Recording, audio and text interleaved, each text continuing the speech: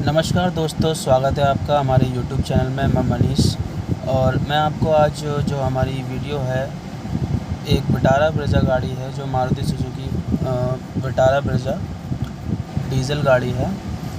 इसमें आज हम बेसिकली नॉर्मल एक चीज़ों के बारे में बताना चाहेंगे। जो हमारा कॉम्बिनेशन मीटर आपको दिखाई दे रहा है, स्पीडोमीटर और फ्यूल मीटर, यही सारा मीटर होते हैं। इनको हम बेसिकली कॉम्बिनेशन मीटर इसलिए बोला जाता है क्योंकि इसी के अंदर सारी चीज़ें आ जाती हैं हमारी।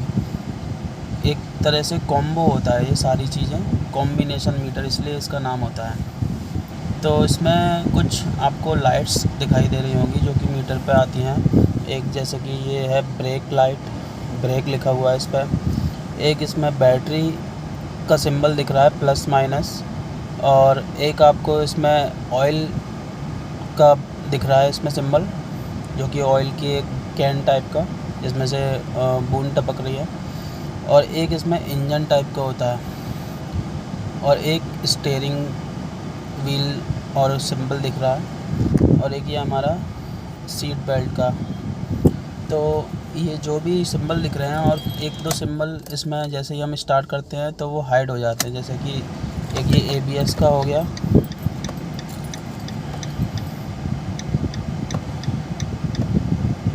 ABS का सिंबल हो गया, और एक वाटर फ्लड जो लेबल बताता है वो जो सिंबल हाइड हो जा रहा है।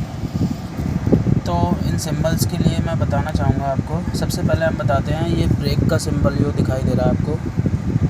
जैसे कि कस्टमर्स होते हैं जिनको टेक्निकल नॉलेज नहीं है, जो अदर फील्ड से होते हैं, तो उनको इस सिंबल्स के बारे में नॉलेज नहीं होता है। तो जैसे अगर कोई प्रॉब्लम होती है गाड़ी में, या कोई भी अचानक दिक्कत होती है, तो ये सिंबल्स अगर ब्लिंक भी करते हैं तो कस्टमर अगर नहीं जानते हैं तो उनको प्रॉब्लम हो जाती है कि ये क्यों ब्लिंक कर रहा है और क्या दिक्कत हो सकती है गाड़ी में। तो इसके लिए जानना ज़रूरी होता है कि किस सिंबल से क्या प्रॉब्लम आ सकती है, जिससे कि थोड़ी बहुत नॉलेज हो सके कि क्या प्रॉब्लम है गाड़ी में। तो जैसे कि ब्रेक वाला सिंबल जो आ रहा है, ये बेसिकली जो हमारा ये हैंड ब्रेक होता है, हैंड ब्रेक के लिए है बेसिकली।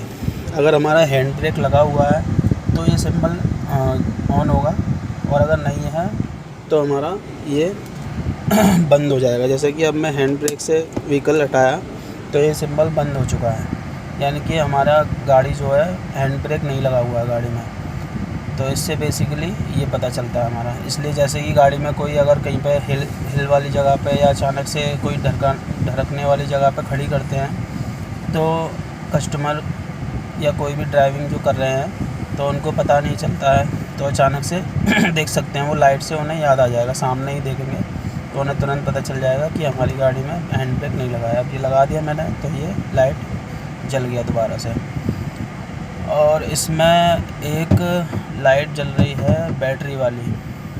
बैटरी वाली लाइट का जो है मतलब होता है, जैसे बैटरी है तो बैटरी में कोई दिक्कत आ रही है या बैटरी हमारी कोई भी कम हो रही है, तो इसमें हमें पता चलता है, बैटरी का सिंबल आ जाता है। जैसे बैटरी में कोई भी दिक्कत है, बैटरी वीक है या बैटरी प्रॉब्लम कर रही है, तो इसमें सिंबल आ जाता है हमारा।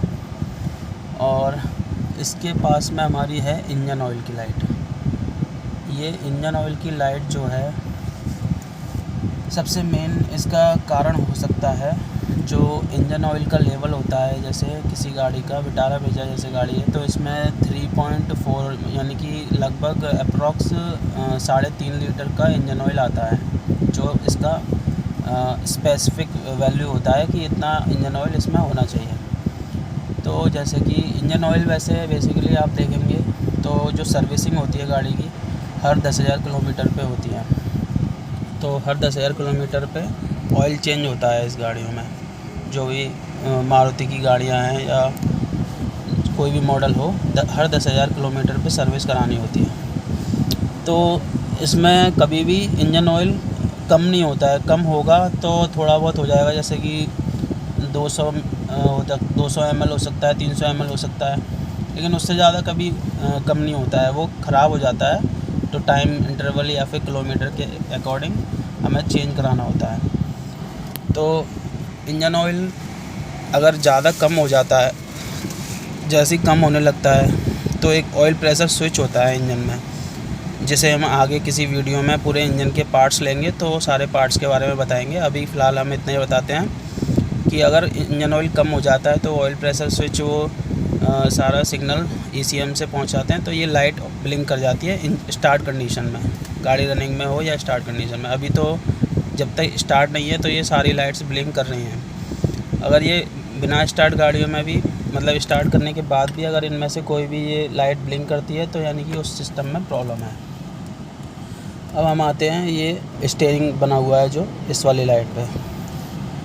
स्टीयरिंग वाली लाइट जो हमारा ये पावर स्टीयरिंग है, स्टीयरिंग व्हील है, जो इसका कनेक्शन है एक पावर स्टीयरिंग है ये पूरी। तो पावर स्टीयरिंग मॉड्यूल होता है इसमें, जो कि एक तरह से जैसे ECM होता है इंजन कंट्रोल मॉड्यूल, ऐसे ही पावर स्टीयरिंग मॉड्यूल होता है, जिसमें सारा डेटा होता है कि हमें स्टीयरिंग व्हील जब हम रोटेट कर रहे हैं तो कितना फोर्स चाहिए उसके लिए, कितना क्या, तो वो डेटा हमारे यहाँ से करके और ECM में जाता है, फिर वो मॉड्यूल से ECM में जाता है और वो उतना ही एफर्ट से ये इजीली पावर स्टीयरिंग वर्क करता है, बहुत कम एफर्ट में। तो अगर उस सिस्टम में कोई भी दिक्कत होती है स्टीयरिंग में तो ये हमारी स्टीयरिंग वाली लाइट ब्लिंक करेगी।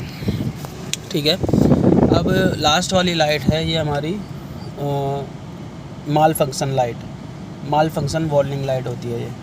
इसमें क्या होता है, गाड़ी में कई सारे सेंसर्स लगे हुए हैं जो कि हमारे किसी न किसी बटन द्वारा या किसी न किसी क्लच पैडल द्वारा और इनपुट दिया जाता है और आउटपुट वो सेंसर्स देते हैं। जैसे हमने अगर ये स्विच दबाया तो ये स्विच ओपन हो गया, ये ग्लास ओपन हो गया, तो यहाँ से हमारे स्विच ये इनपुट हो गया और जो हमारा इसके द्वारा ECM को गया डेटा, तो उससे हमारा ये मिरर ऊपर नीचे हुआ।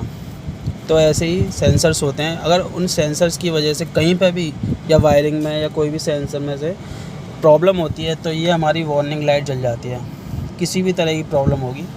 और इस वार्निंग लाइट को पता करने के लिए हमें बेसिकली मारुति के वर्कशॉप में जाना होता है, जहाँ पे उनका एक सिस्टम होता है मारुति का, जिसमें हमें चेक करके पता चलता है। उसमें कोड आते हैं, डेटा ट्रबल कोड DTC आती हैं।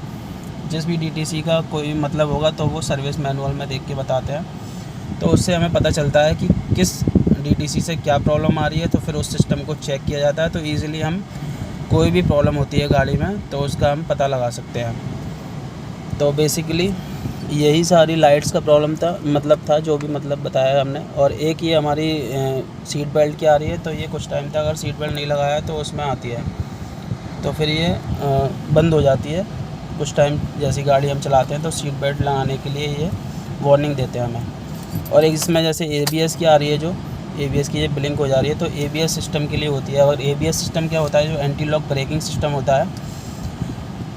तो एंटी लॉक ब्रेकिंग सिस्टम में क्या होता है, जैसे कोई भी स्लिपरी सरफेस है या कोई भी, तो जो हमारे पहिए ब्रेक लगाने से लॉक हो जाते हैं सिंपल बिना ABS की गाड़ी में, ABS की गाड़ी में वो नहीं होते हैं। जिससे कि स्लिपरी सरफेस हो या बर्फ़ पड़ने वाली जगह हो तो वहाँ पे हमारी गाड़ी स्लिप नहीं होती है, वो तुरंत एंटी लॉक मतलब लॉक होने से बार बार जल्दी जल्दी उसको लॉक होने से बचाते हैं, तो वो गाड़ी रुकती है प्रॉपर तरीके से।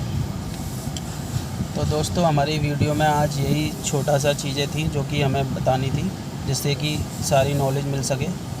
जो भी गाड़ी चलाते हैं तो उनको पता चल सके किस तरीके से सारी चीज़ें होती है। इसमें मीटर में जो भी लाइट्स आती हैं उनकी इन्फॉर्मेशन होनी चाहिए, ताकि हम पता लगा सकें कि क्या प्रॉब्लम आ सकती है। थैंक यू दोस्तों, हमारे चैनल को सब्सक्राइब करें और लाइक करें। Thank you.